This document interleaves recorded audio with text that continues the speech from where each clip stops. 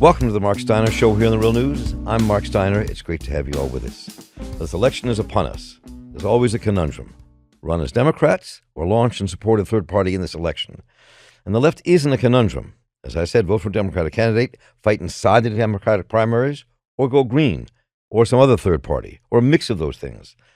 Now, our electoral system doesn't allow third parties to gain much traction, but how to change that may be a discussion for another day. We've seen Jesse Jackson and Bernie Sanders run for president inside the Democratic Party from the left, shook things up. We now have probably more progressive officials elected than we've had in a long, long time. But Biden and the Dems are really uninspiring. Both he and Trump have high unfavorables in the polls.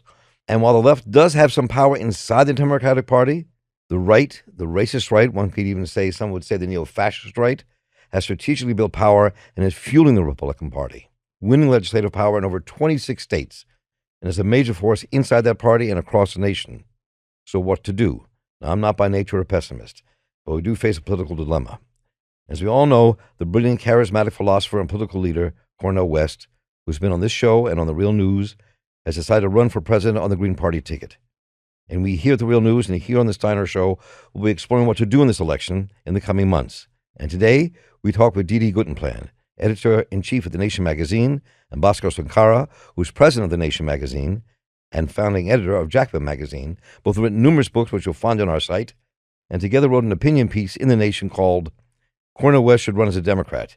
If he wants to go beyond preaching to the converted, he needs to take his socialist politics into the Democratic primaries. And Don and Bhaskar, welcome. Good to have you both with us. Good to be here. So this is a dilemma that has faced progressives in the left forever.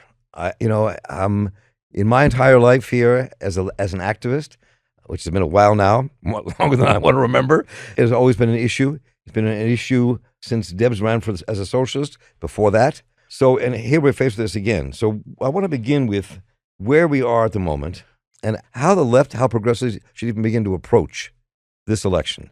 Because people really are in a conundrum, and you hear it all over the place. So where we are is we have a president who is a singularly uninspiring prospect for most Democratic voters, not just progressives. Polls say that, a strong majority of Democrats would rather somebody else was running, and yet who has been clever enough to sew up all of his potential left opposition within the structure of the party. So people like Bernie Sanders as surrogates and loyal endorsers. So, it's pretty clear that Biden expects to walk to the nomination. It's equally clear that he does not expect to make a serious case for himself before the general election. It's also clear that, he's not a young man, and he's one fall on an airplane step or one medical mishap away from being, in serious trouble. Kamala Harris is an even less inspiring prospect to most Democratic voters. She has no real base inside the party and not much of a base outside of the California power structure. So the problem is, one problem is without any attention on the Democratic contest, all of the public attention and all of the press attention is focused on the Republicans, which means that Trump and his challengers, no matter how much they lag him, and it's an example of how desperate the press are for stories, that they're paying such attention to DeSantis, who, as this morning's polls reveal, is at least 40 points behind Trump. But nonetheless, you'll still see lots of stories about the Republicans and how they differ and what their ideas are, and you see no stories about the Democrats. So, we've seeded the stage, we've seeded the spotlight, and we've settled on a candidate who does not particularly inspire, regardless of what you think about his record. Bhaskar. Yeah, I think that Biden is a not very good president, in my opinion. I think that he had a historic opportunity to make certain changes, and it seemed early on that he was going to expand the welfare state, that it wasn't going to be my version of expanding the welfare state. Like, I would want stronger industrial policy, a bigger role for the state, New Deal-like reforms. But it was something. It was more like Great Society-like reforms in the sense that he was throwing money at real social problems.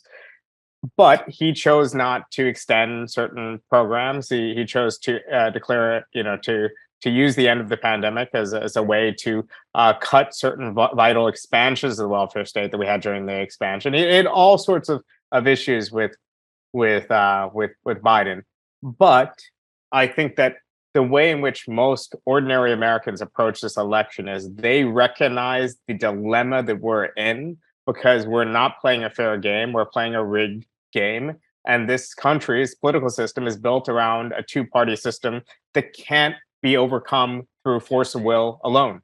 Marx said, that men create their own history, but they don't create it under conditions of their own choosing. They create it from conditions that are, far beyond them. And I think this is the situation we're in today. So it's a rational choice for the working class in the United States to decide which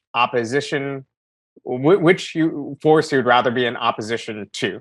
And I personally, despite all my discontent with Biden and the Democratic Party, would much rather be in opposition to the Democratic Party than in opposition to the Republican Party, a far-right Republican Party. And if I thought that voting for Cornel West would solve this dilemma, or that get the Green Party getting 5% would eventually solve this dilemma in 8 or 12 years, and I certainly would be willing to do the short-term sacrifice now, but I just don't see the route of third partyism. So, and also I just don't really see the point of Professor West's campaign if he's not even getting the platform in the media that would come from running the Democratic Party. I just don't understand what the run is accomplishing. So a bunch of questions that popped up from reading the article and this whole question, what we're facing in this election.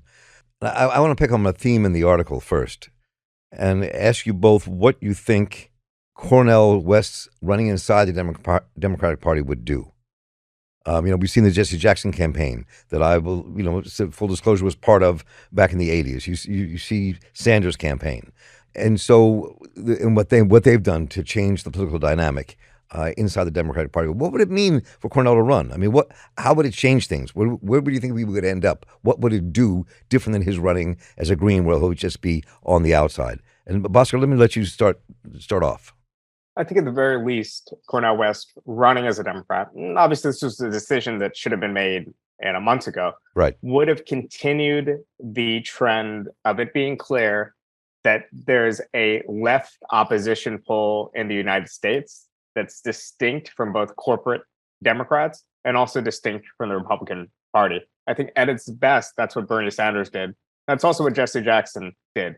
It said, we're this constituency, we're distinct, we're different, we're organizing seriously against both the neoliberal center and the far right, and we're doing it in the Democratic Party primary. What the exact results would have been, I think, is less clear. I don't think we would have had the same boost that we got in 2016 and 2020 from the Bernie Sanders campaigns, because that was really an exceptional, extraordinary period where a candidate of not just the left, but by American standards, the far left, seemed to be set to run a real challenge and it had the potential to become president of the United States. But at the very least, I think it would have kept up that tradition of very prominent critique of neoliberalism from the center. And for a lot of Americans that are dejected with the state of politics today, that feel like they don't have their concern represented by the mainstream American politics, I think would have been nice to hear that message. But I think a lot of the people who would vote for Cornel West and Democratic primary would be more sympathetic to his message are going to perhaps even vilify him because they're really afraid, I think rationally so, of a return of Donald Trump or other ghouls like DeSantis. Don? Well, I mean, I think you can't say where it will end up. And I was there in 84 and 88, but I was also there in 2016, and nobody expected, least of all Bernie Sanders, the Sanders campaign, to get the traction it had. So, I think if Cornel West was running seriously as a Democrat, at the very least, he could focus attention on Biden's broken promises on student debt, on the environment, on really, putting his chips on the table for voting rights, all the things that we thought Biden had promised to do that he didn't do in 2020. West would have a national platform to focus on those. But, it's also possible that there still exists a serious reservoir of what I would call left populist discontent in this country that has not found, that Bernie gave representation within the Democratic Party, that Jesse kind of conjured or assembled or convened, but was not able to take, to full fruition. If Professor West tapped into that reservoir and things went well for him, he might end up in the White House. I mean, I think somebody who's serious about running for president should always consider the possibility that they might be president. Right. The book sales doesn't have to do that. So in light of what we face today, I mean, when Nader and LeDuc ran in 2000, and people can argue that their running helped put Bush in power. That's a discussion many have had. And when you look at the campaigns we've also just talked about in terms of Jesse Jackson and Bernie Sanders, we find ourselves today in a little bit different situation where the right has immense power in this country. Mm-hmm. They control at least 26 states in this country, as I said at the top of the hour. And the right has now considerable power inside the Republican Party and pushing it to the right. The left doesn't have even symbolically that kind of power inside the Democratic Party or surrounding it. So when you look at the dilemma we face today and the real danger this country faces, even though DeSantis is like, he's not going to be president, he'll not get the nomination. At this point, it looks as if that's going to be an impossibility. But that voice, that power is really strong in this country. So where do you think that leaves the progressive end of America? Why is there such little traction on the nationally on the progressive side, and how does that play out, do you think, inside or outside the Democratic Party? Well, I think the stakes are higher this time. Disclosure, I voted for Nader in 2000, and I had lots of arguments with people who said, oh, you flipped the election to Bush. Well, first of all, I voted in Vermont, which was a safe state. Right. He didn't have a 6-3 majority on the Supreme Court, and he wasn't making speeches that were, that sounded like they were probably better than the original German. So I feel like, on the one hand, the stakes are higher, and on the other hand, if what the Republicans, you say the far right has purchase on the Republican Party. I would say yes, but not really because of their ideology. They have purchase on the Republican Party because of Trump, because Trump's captured the Republican Party, and even his opponents are essentially imitators for the most part. Now, if Cornel West captured the Democratic Party in the same way, then, the Democratic platform and implementation would move a lot to the left. Even the threat of Cornel West capturing the Democratic Party, in other words, even an enthusiastic response to a West candidacy on the Democratic line, would force Biden to scramble for those votes and move his positions to the left. Now, will he keep those promises? Not if we don't make him. But do we have a hope in hell of making them? Making him if we can't assemble a left constituency identifiable in the Democratic Party? No. Bhaskar, and I'll make a confession here, Bhaskar, on the way to you. I too, in 2000, voted for Nader and LeDuc, and had them at the House. So it was, but in retrospect, sometimes I thought we might have made a mistake, but at least not in Maryland and not where you were in Vermont. But anyway, Bhaskar, go ahead. I'm sorry. Yeah, I think I was 18 in 2008, and I voted for I voted Green in 2008 for Cynthia McKinney. Right. And then I voted for Jill Stein twice. I voted for Howie Hawkins. So I'm in New York. I'm in a safe state.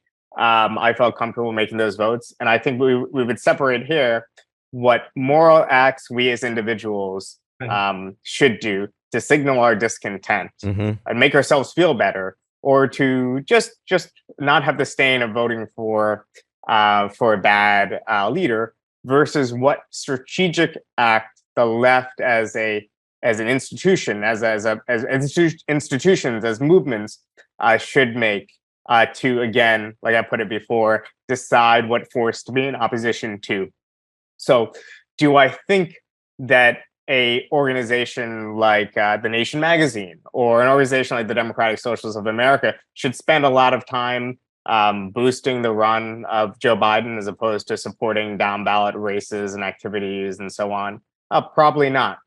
But I do think there's a distinction there between what we as individuals do, particularly in safe states, and what our institutions should do. But regardless, we're in a bind, and we're in a bind that's been constructed in the U.S. for decades and decades, well over a century. There's only been one successful third party in the history of the United States, and that's the Republican Party. That's right, exactly. And since then, since the 1860s, since the election of the Republican Party, since the Second Great American Revolution and Emancipation, a lot of new barriers have been constructed.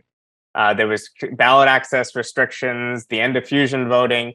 All these structural barriers have been set up, and even the great populists of the 1890s couldn't overcome them.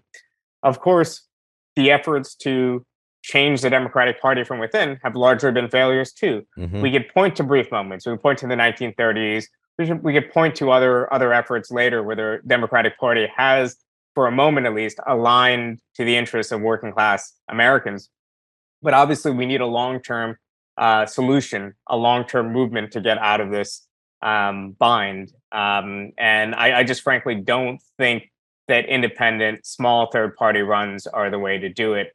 I think we need to create the left as a discernible force inside and outside the Democratic Party, and await our opportunity to create a labor-backed party or some other party that's to the left. So eventually, in my opinion, I do think there will need to be a break from the Democratic Party. I just don't think you can will it into being with these races. And if anything, I think third-party races that can be depicted as spoiler attempts might be steps backwards and not forwards to this ultimate goal.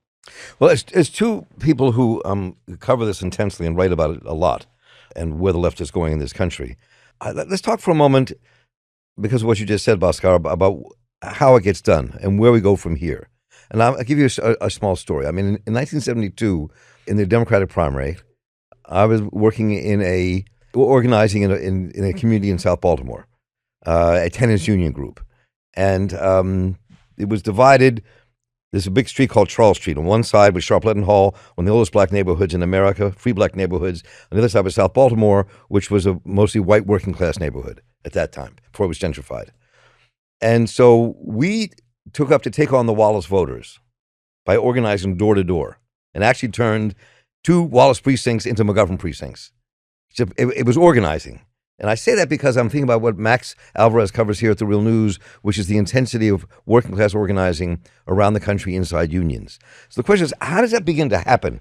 How do we make the political difference inside the Democratic Party, whether it ends up in a split, whatever that is?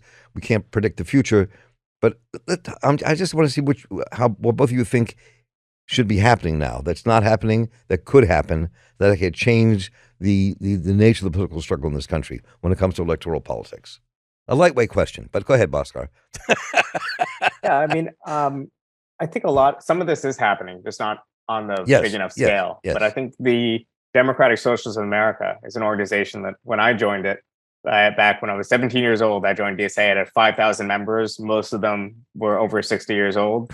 You heard a lot of great stories about the past. Yeah, you heard a lot of bickering about, oh, so and so doesn't like so and so because of a dinner party in 1982.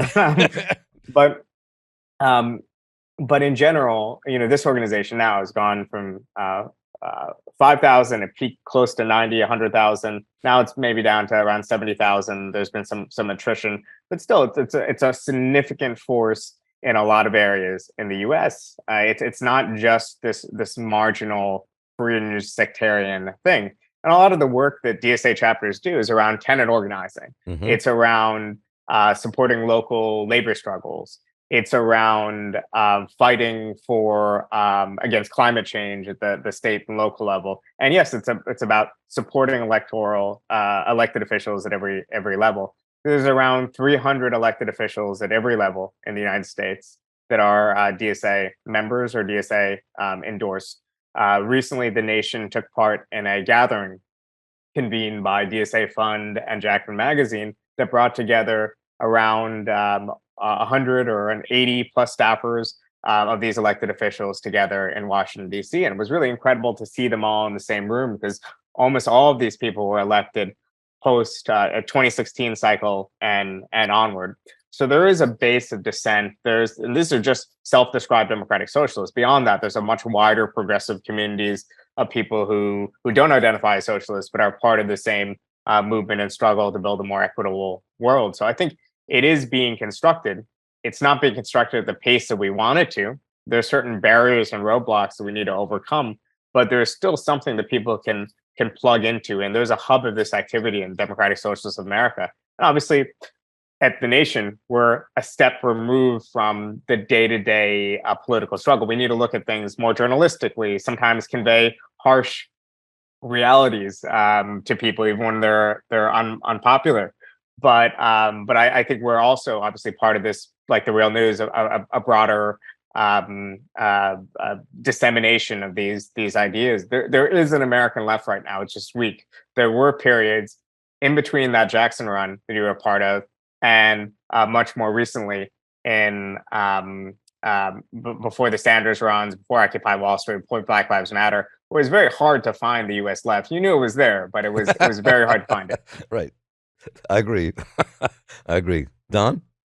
Well, since Bhaskar quoted Marx, I'm going to quote Trotsky and say that. Go ahead. And, the first thing that occurred to me in answer to your question is you can't realistically hope to make change from the top down in the Democratic Party while it's Joe Biden's party. So you can't have a conversation, even an organizing conversation, if you can't get people to listen to you. And at the moment, the centrists and the corporate Democrats are so secure in their control of the party that they see no reason to listen to us except to feign listening to us in election years. Now, if we don't fight them for control of the party at every level, that'll carry on. If we take our bat and ball and soak off to the margins, then they have even less reason to listen to us. So I think part of it is time frame, part of it is circumstance, and part of it is recognizing that there are structures. DSA is one. I would argue that if you're in a union or in a unionized workplace, your union is the best place to put your political enemies. Your union is the best place to put your political energies. It may have your political enemies. Best place to put your political energies for the next, year, because it's already organized. And you can speak to your fellow workers, and you can help organize your shop, and you can speak as a union. You can do what the Teamsters have done and the UAW have done, and decline to get into bed prematurely with the Democratic Party. There's lots of scope for activity, and there's a lot of activity happening. It just isn't happening at the presidential level. I mean, that's both the temptation and the gift of the Sanders campaign as a historical example, is that presidential campaigns can be a fantastic organizing platform. They can be that platform even if you don't win. But if you don't win, you need to find a way to channel that energy. Otherwise, people get discouraged and disaffiliated and disaffected. So coming back to the heart of the piece the two of you wrote together on Cornel West and running outside the Democratic Party, what do you think, A, the effect of that campaign will be? And what do you both see as churning from the progressive side inside the Democratic Party that gives a little light of hope about organizing for the future? Don, go ahead. Well, what gives me hope for organizing for the future is that, as I said, Kamala Harris doesn't have a base and Joe Biden is in his 80s. So, there's a new generation coming up. There are new elected officials. There are new party officials like Jane Clubb in Nebraska, Ben Wisconsin, who are at the table. Members of the Democratic National Committee, Larry Cohen from the Sanders campaign, at the table. So it's not like we're trying to break down the doors. It's like, we're already inside the room. The calls are coming from inside the house. It's just that at the moment, nobody's answering. So I think that's what's happening in terms of the Democratic Party. In terms of the effect of Cornel West's candidacy as a Green, I think nil. It'll help his book sales. It'll raise his public profile. I doubt he'll gather sufficient support to be a spoiler. If he does, I hope we'll have the good sense to urge people to vote tactically in states where there's a serious threat of Trump. As we wrote in our editorial, the choice between 4 more years of Biden and 4 more years of Trump is not a difficult choice for any progressive. I agree. I wish more agreed with that. But Bhaskar? Yeah, I completely agree with what Don said. I mean, I actually do think though that there's a real threat of Cornel West getting 3-4% of the vote, and obviously some of those people will be from people who were totally out of the political process, who weren't going to vote for Biden. I think this was one of the fallacies used to attack and really unfairly smear Ralph Nader in 2000, Mm-hmm. was this idea that every single Nader vote was going to be a Gore vote. Now, if Cornel West is enough of a threat, if he's briefly polling plus 5%, then Biden might have to foreground more popular positions on the egalitarian, from an egalitarian perspective, and that might actually win him some votes.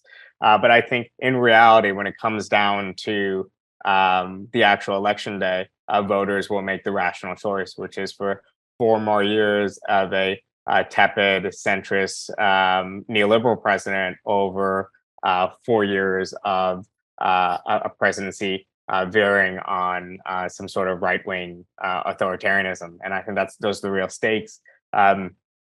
Sometimes I think about the past left third-party efforts, and we've never been strong enough to be true spoilers of really. In 1948, we probably got enough votes with the Wallace campaign to be a spoiler, but luckily it was a four-way race, and the segregationists ran their own candidate. I guess that was the Thurman Strom Thurmond, right? yes, campaign. So it kind of balanced each other out, and Truman still won.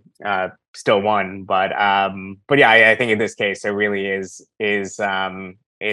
probably not a lot of risk of West running, but to the extent it generates cycles of it takes energy and puts it into a futile third party race, or it creates division on the left between those of us who do support tactically voting in the Democratic Party and those of us who do support building the Green Party. I think it will be negative. So let me conclude with this, because the work that both of you have done over the years, and the work you both still do, and the work that comes out of Jacobin and the nation. So when I look at the last 30 years in this country, I see the work of an organized right wing that started in the early 70s that really built power inside the Republican Party and built power in this country. And the fear many people have is they actually are on the ascendancy. So what do you both think, from all your work, observation and writing and activism, that it takes for progressives on the left to build the kind of power that A, stops the growth of the right, and B, captures the hearts and minds of the people in this country, to build a movement that actually can it comes to power that actually makes some change? What do you think it takes, given what you just wrote? Bhaskar, you can begin, and we'll end up with Don. Sure. Well, I think it's somewhat easier to organize within capitalism for the interests of capitalists than it is to organize Yes. masses of working people against the interests of capital, especially because people are so dependent on their jobs, right? That they rightly see their interests as being often intertwined with the interests of their employers. And if their employers are saying, hey, this new tax or this new Social Security scheme is going to impact our bottom line, a lot of workers would say, oh, well, that might put my job into jeopardy. There's really rational reasons why people are afraid to take the step of collective action, because collective action is often the riskier approach than keeping your head down, maybe relying on your friends and family to get by, or otherwise just dropping out of the system. What I think we on the left need to do is we need to make collective action a rational choice. And sometimes the rational choice is a radical act in the electoral arena. But often I think it happens at a local level through organizations that make it easier for tenants to withhold their rent, or particularly in labor unions, which Don brought up before. But labor unions are the largest force we have on the left in America. And actually, compared to the unions that we had in the 60s and 70s on a host of issues, they've actually moved further left. They still have a tremendous ability to withhold their labor, to really impact production, to really shape the country. So I think, and not to mention tremendous financial resources too. So whatever change we need needs to go beyond the activist left and create a bridge between the activist left and labor movement activists and the mass of the labor movement in the US, because it might be down to 10, 11% of the country that are organized in unions, but there is no larger force in American politics than that 10, 11 engaged a percent of the public, especially as the rest of American life has become so hollowed out in the civil sphere. You know, we're the right might be a dangerous force now, but the right is not the same organized right that it was in the 70s and 80s. Look at Trump. Trump called for mass protests when he was getting indicted. No one showed up. It's a very, very unusual system we're in right now, where everything is hollowed out. And I think that it only takes a small coherent force to capture the imagination of many more millions that can change this country. Don? Well, I heard the word small coherent force, so I'm gonna push back a little bit against that and say that the Republicans had one thing that Democrats don't, which is a very clear sense of who their enemies are. And we keep letting corporate Democrats and centrists buy us off or convince some of us that we're on the same side, we're all in this together. So, the left would do a lot better if we could be a lot clearer with people that we're not all in this together, that when the DCCC calls you, you should hang up. And that, Yep. say, oh, don't let Trump take back the Senate. Well, Trump taking back the Senate would be very bad, but having the Senate in the hands of the DCCC is almost as bad. So, we need to be clear who our enemies are, but also bear in mind that, as Bhaskar said, organizing from within capital to defend capital is a lot easier than organizing to bring it down. And that the only real weapon that we have as small d Democrats is greater numbers.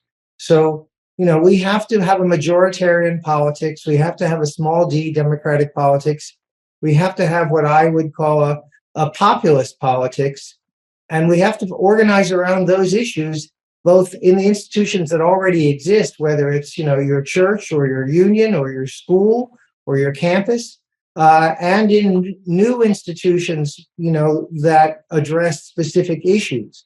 I mean, when you think of what Phyllis Schlafly built, when you think of what the moral majority built inside the Republican Party, they had the advantage that once they got going, they could attract money right away from right-wing funders. We don't have that. I just got an email this morning from Justice Democrats, which is probably the best organized bellwether, putting pressure on the corporate Democrats from within the Democratic Party institutions, saying that they're in danger of going broke.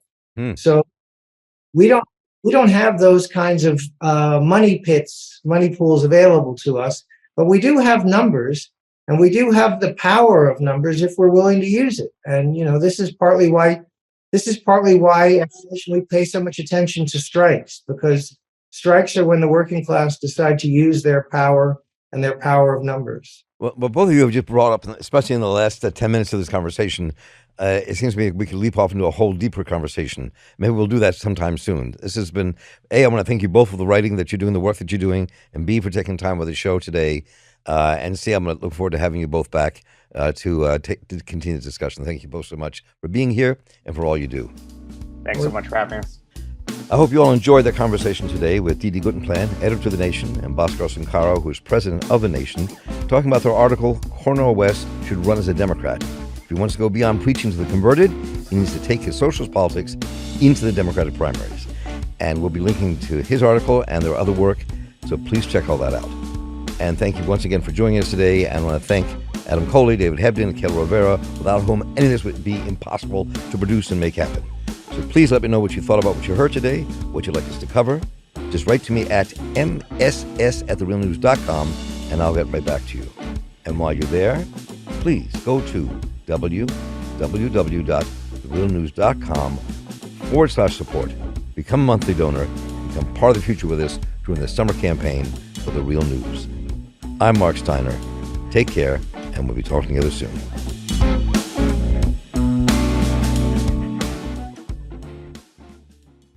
Thank you so much for watching The Real News Network, where we lift up the voices, stories, and struggles that you care about most. And we need your help to keep doing this work, so please Tap your screen now, subscribe, and donate to the Real News Network. Solidarity forever.